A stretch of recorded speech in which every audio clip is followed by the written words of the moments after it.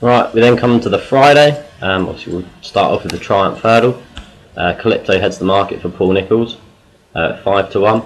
He's 2 from 2, winning twice at Newbury. So we know that he goes left-handed.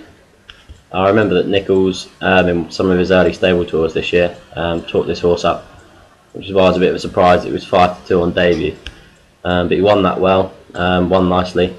Next time out, 2 from 2. We'll go for this. Looks a nice prospect. You then got La Rochelle, who's 6 to 1 for Nick Williams. Again, he's 2 from 2. He won on trials day, so we won the first race there.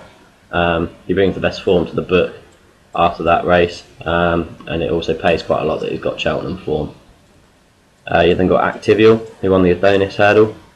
That's been used as the trial for the Triumph quite a lot. I know there's been Solvatino and Zarkander that have won this before going on to winning the Triumph. And then you had Baby Mix, who went close the year after those. He's been backed in 10 to 1 from 25s, so people obviously cottoned onto that fact. Then got Guitar Pete at 10 to 1. We don't know if he'll go for the Fred Winter or here, but he has won at Cheltenham. Most of his form in Ireland.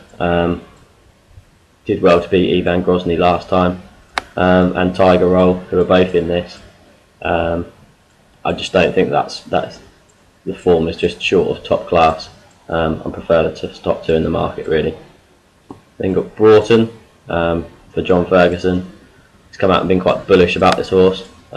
Used to be fairly handy on the flat for Mark Johnston. 1 from 2 over hurdles. Yeah, I still don't think the form will stack up for him. Got Royal Irish Hussar, who's 3 from 4 over hurdles, got beaten by Guitar Pete last time. Galileo Colt from Aidan O'Brien, classy flat horse again. Can't have him in the Triumph. And then you've got Ivan Grozny and Abyssal at 20 to 1. He's been backed in recently after winning in Ireland, but Mullins has said that they might save him for his chase campaign. A bit boring. I think I'd go for La Rochelle at 6 to 1. Won the trial for it. We know that he'll stay on up the hill, and looks the best form in the book really. Then got the County Hurdle. Regal Encore heads the market at 7 to 1. Been allocated 10 stone 2, which for a horse that finished second in the Champion Bumper last year is a ridiculously low weight. He's got to go to Sandown for the Imperial Cup on Saturday. He's got to win that to actually get into this under a penalty, but it's well within his doing, and his odds will tumble if he does end up doing that. Then got Irving at 10 to 1, but he'll go for the Supreme. Gilgan Boa, coming over from Ireland, has good form, won a handicap over there from Flax and Flare. So yeah, looks good on that. You've got Del Arca, who's 12 to 1, he's in every handicap going. Really good form after coming over from France. Then you've got Lac Fontana for Nicholls. They think that he's probably a really good handicapped horse. They did say the same about Sam Winner last year though. I'm obviously still gutted about that. Yeah, that all decides really if Regal Encore gets in. He'll be really hard to beat on his form at Cheltenham if he does get into the race. Then got the Albert Bartlett, obviously over the 3 miles. It's a 2-horse race for me between Briar Hill and King's Palace, both at 3 to 1. Briar Hill obviously won the Champion Bumper last year at 25 to 1. Ruben Walsh came out and said that he's slow as a boat before that, but then you saw him rocket up the hill. You've got to stay to win a Champion Bumper, and he certainly does that. He hasn't run over the distance, he's only run over 2.5, but he looks a stayer in the making. King's Palace obviously has won over 3 miles, 3 miles 2 at Cheltenham this year, his last 2 runs. He did fall early on in his hurdle career, but is electric over his hurdles at the minute. Brilliant technique. He was beaten in a bumper by Captain Cutter, who's the 3rd favourite at 9 to 1.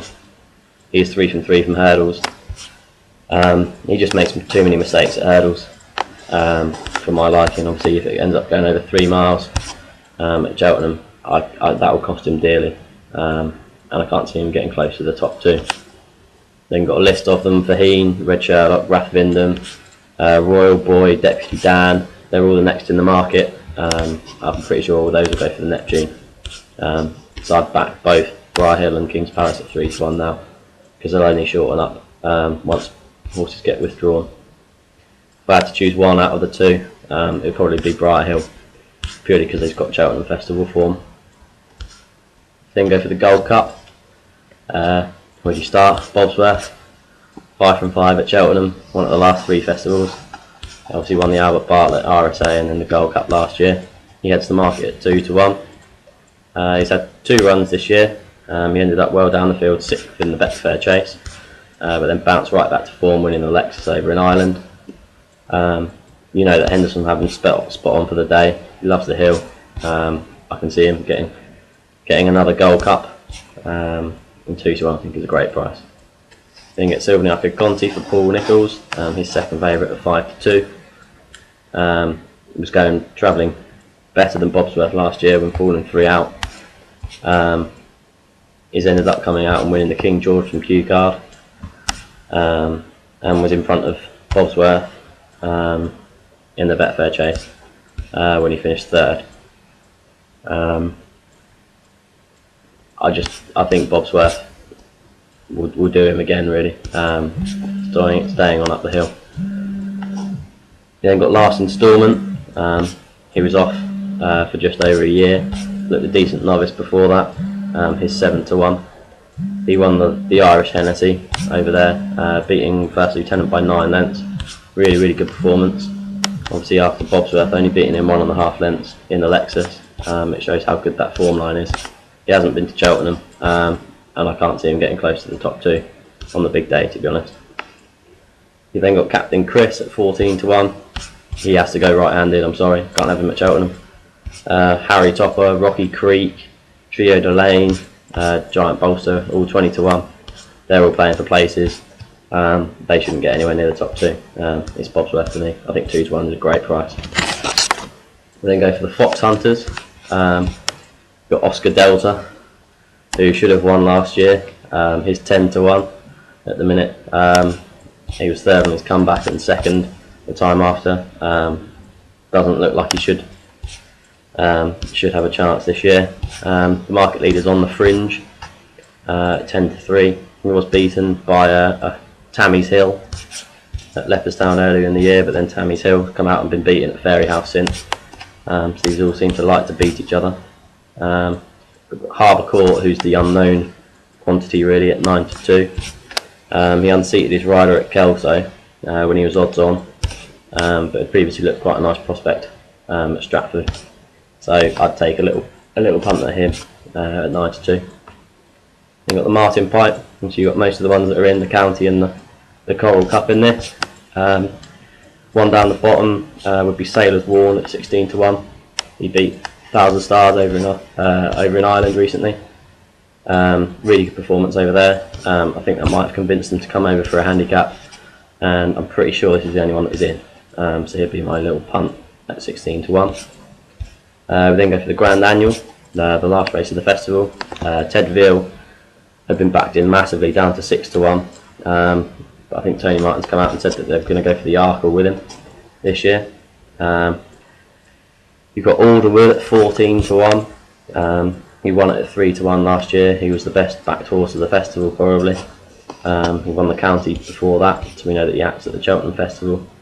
The one I like is Raya Star at 16-1. He's only won once over fences, but he's well treated on his previous hurdles form. He was just shy of top class, but ran in the Christmas hurdle and always ran to credit. So if we go through it, the final day, the Triumph we go for La Roche at 6-1. The county, if he goes there, will be Regal Encore at 7-1. The Albert Bartlett will be Brighter Hill at 3-1. The Gold Cup, Bobsworth at 2-1. Fox Hunters will be Harbour Court at 9-2. The Martin Pipe will be Sailor's Warn at 16-1. And the Grand Annual will be Raya Star at 16-1. Cheers.